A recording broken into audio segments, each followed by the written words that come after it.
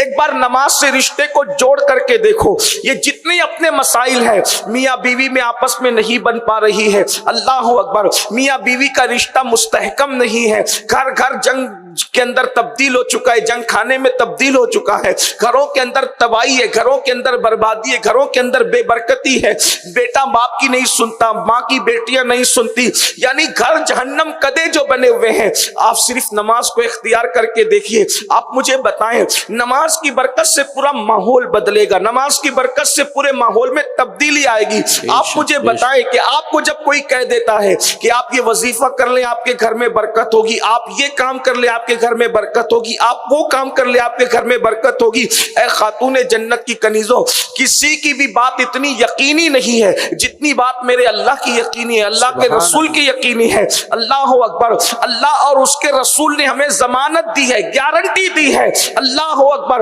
دیکھیے نماز کیا چیز ہے, نماز کی اہمیت کیا ہے, آپ غور سے سماعت فرمائیں. ایک مرتبہ حضرت سیدنا مالک ابن دینار رضی اللہ تعالیٰ عنہ ایک جو وہ اپنے علاقے کے اندر اپنے کچھ احباب کے ساتھ, کچھ ساتھیوں کے ساتھ تشریف لے جا رہے ہیں, تو آپ نے کیا دیکھا کہ بہت خوبصورت ایک کنیز ہے, ایک لڑکی ہے, ایک کنیز ہے, بہت خوبصورت ہے, اور اس کی خوبصورتی کی وجہ سے کئی کنیزیں اس کے ارد گرد جو ہے وہ چل رہی ہے. تو حضرت مالک بن دینار نے اس لڑکی کے قریب جا کر کے فرمایا, کیا تجھے تیرا مالک بیچے گا؟ اس لیے کہ پہلے کنیزیں خریدی بھی جاتی تھی اور بیچی بھی جاتی تھی. جب اس لڑکی سے کہا, خوبصورت کنیز سے کہا, تو اس نے گردن کو جھرجھری دی, اور جھرجھری دینے کے بعد کہا میرے مالک کے پاس چلیے اور آپ خود ہی بات کر لیجئے کہ وہ مجھے بیچے گا کہ نہیں بیچے گا. اس لیے کہ وہ اتنی خوبصورت تھی, اتنی حسین و جمیل تھی کہ اس کا مالک اس کے بغیر رہ نہیں سکتا تھا, اور اس کی بڑی عزت تھی. کنیز ہونے کے بعد بھی ملکاؤں کی طرح اس کی عزت تھی, رانیوں کی طرح اس کی عزت تھی,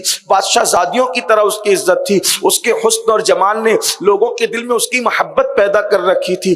حضرت مالک الدینار کو اس نے کہا چلیں چل کے میرے مالک سے بات تو کریں. حضرت مالک الدینار گئے, وہ بہت بڑے مالدار اور بہت بڑے سردار کی کنیز تھی. اس کے پاس جا کر کے مالک الدینار نے کہا کیا اس کنیز کو تم بیچو گے؟ حضرت مالک بن دینار کو وہ جانتا تھا, پہچانتا تھا کہ یہ صوفی انسان ہے, اللہ کے ولی ہیں, یہ لوگ بہت زیادہ مال و دولت نہیں رکھتے.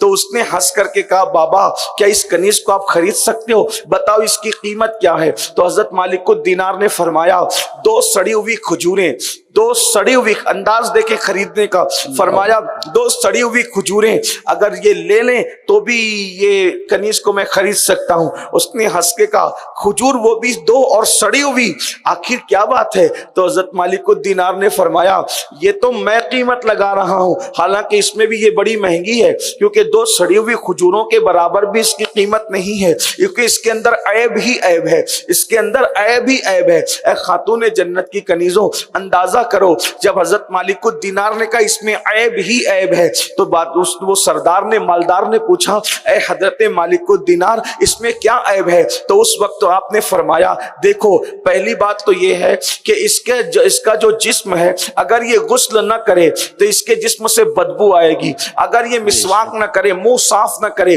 تو اس کے منہ سے بدبو آئے گی. اس کے بعد اس کا حال یہ ہے کہ اللہ اکبر ایک دن یہ مر جائے گی, ایک دن اس کو موت آئے گی, اور جب موت آئے گی تو یہ تجھے غمگین کر کے جائے گی, یعنی یہ تجھے صدمہ دے کر کے جائے گی. اللہ اکبر. اور پھر کہا اگر اس کو موت نہیں آتی ہے, تیری موت آنے تو اس کی موت آنے سے پہلے اگر تجھے موت آ گئی تو اللہ اکبر یہ تیرے ساتھ بغاوت کرے گی, اور یہ تیرے ساتھ جو بغاوت کرے گی آج تیرے ساتھ ہے, کل کسی اور کے ساتھ ہوگی. آج تجھے پیار دے رہی ہے, کل کسی اور کو پیار دے گی. آج تیرے ساتھ وفا کر رہی ہے, کل کسی اور کے ساتھ وفا کرے گی. اس طریقے سے آپ نے فرمایا کہ اس کے بڑے عیب ہی عیب ہے. اللہ اکبر. جب یہ بوڑھی ہو جائے تو اس کے بدن میں جھریاں پڑ جائے گی, جب یہ بوڑھی ہو جائے تو اس کا حسن باقی نہیں رہے گا, اس کی خوبصورتی باقی نہیں رہے گی, یہ حال اس کا ہوگا. اللہ اکبر. یہ سننے کے بعد اس سردار نے کہا, اس مالک نے کہا کہ اے مالک الدینار کیا کوئی ایسی بھی کنیز ہے جس کے اندر یہ عیب نہ ہو؟ کوئی ایسی بھی کنیز ہے جو مرے گی نہیں, جو بوڑھی نہیں ہوگی, جس کے اندر یہ سارے عیب نہیں ہے، منہ سے بدبو نہیں آئے گی، اگر وہ نہ نہائے تو اس کے جسم سے بدبو نہیں آئے گی۔ حضرت مالک الدینار نے فرمایا ہاں میرے پاس کنیز ایسی ہے کہ جو ہے وہ زعفران کی بنی ہوئی ہے، اس کی پرورش یاقوت اور زمرد کے ماحول میں ہوئی ہے، اور جس کا حال یہ ہے کہ اللہ اکبر وہ کافور کی بنی ہے، وہ عنبر کی بنی ہے، اور اس کا حال یہ ہے کہ اس کے اندر نورانیت ہے، وہ مرے گی نہیں، اور وہ جس کو ملے گی وہ بھی نہیں مرے گا۔ اللہ اکبر۔ تو اس نے پوچھا وہ کون سی کنیز ہے؟ تو فرمایا کہ اس کو حور کہتے ہیں، اور وہ جنت کی حور ہے۔ تو پوچھا کہ اس کی قیمت کیا ہے؟ اب ذرا توجہ فرمائیں، اصل جو عنوان کی طرف آپ کو لانا تھا وہ یہ ہے کہ اس شخص نے پوچھا بابا اس کی قیمت کیا ہے؟ تو مالک الدینار فرماتے ہیں اتنی سستی ہے وہ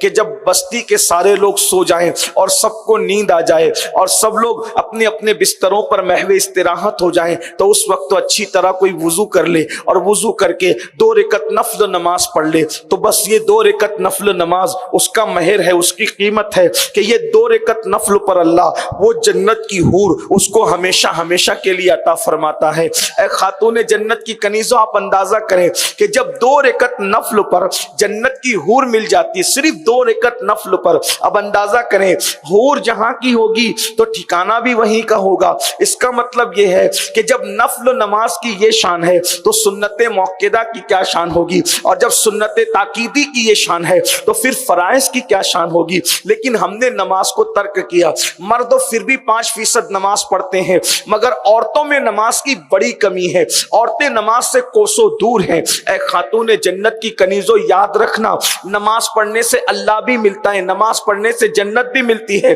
لیکن اگر کوئی نماز نہ پڑھے تو تصویر کا دوسرا رخ یہ ہے کہ اللہ اکبر جتنا دردناک عذاب جہنم کے اندر بے نمازی کو دیا جائے گا اتنا دردناک عذاب کسی کو نہیں دیا جائے گا۔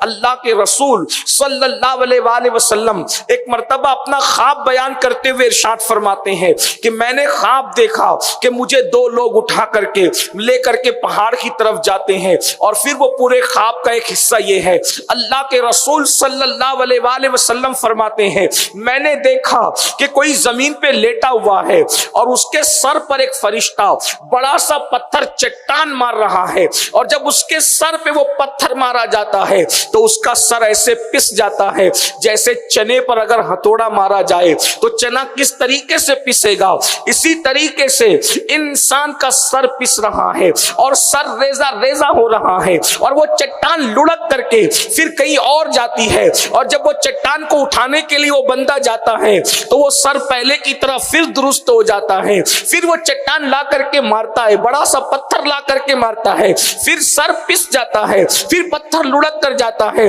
جب وہ پتھر کو اٹھا کر لاتا ہے تو اٹھا کر لانے سے جتنی دیر لگتی ہے اتنی دیر میں سر پھر درست ہو جاتا ہے۔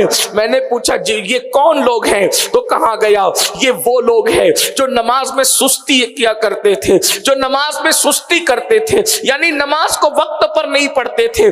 میری بہنوں بتاؤ اگر سر سے لوہا ٹکرا جائے یا سر دیوار سے ٹکرا جائے تو ہمارے سر کی کیفیت کیا ہوتی ہے؟ تھوڑا اپنے آپ پر رحم کرو اے خاتون جنت کی کنیزوں، اپنے حال پہ رحم کرو۔ ہم اللہ کے عذاب کو برداشت کرنے کی طاقت نہیں رکھتے، ہم اللہ کے عذاب کو برداشت کرنے کی قوت نہیں رکھتے۔ اللہ کی بندیوں ذرا سوچو تو صحیح، جب نماز نہ پڑھنے کی وجہ سے، سجدہ نہ کرنے کی وجہ سے، اللہ کی بارگاہ میں سر نہ جھکانے کی وجہ سے، جب اسی سر پر پتھر پڑیں گے اور سر کچلا جائے گا پتھروں سے تو کون بچانے کے لیے آئے گا؟ میری بہنوں کسی کو خبر ہی نہیں ہوگی۔ اس مکار بیکار فریبی دنیا کا حال یہ ہے، اگر مصیبت میں کوئی گرفتار ہو جائے اور خبر ہوتی ہے تو بھی انسان کہتا ہے مجھے معلوم ہی نہیں پڑا، معلوم پڑتا تو ہم آ جاتے۔ آپ بتائیں جب لوگوں کو خبر ہوتی ہے تو لوگ مدد نہیں کرتے، جہنم میں تو کسی کو خبر بھی نہیں ہوگی۔ میرے امام کہتے ہیں ان کے سوا رضا کوئی حامی نہیں جہاں گزرا کرے پسر پہ پدر کو خبر نہ ہو، وہ مقام नाम है। जब बेटे पे गुजरेगी तो बाप को खबर भी नहीं होगी, और जब किसी को खबर ही नहीं होगी तो कोई मददगार कैसे होगा। अगर खबरदार कोई होगा और मददगार भी कोई होगा तो वो एक जात है, वो मुहम्मदुर रसूलुल्लाह मुस्तफा जान रहमत सल्लल्लाहु अलैहि वसल्लम की जात है। ऐ खातून जन्नत की कनीजों, मगर वो रसूल भी इरशाद फरमाते हैं कि जो नमाज को छोड़ देता है क़यामत के दिन उसके साथ मेरा कोई वादा नहीं है।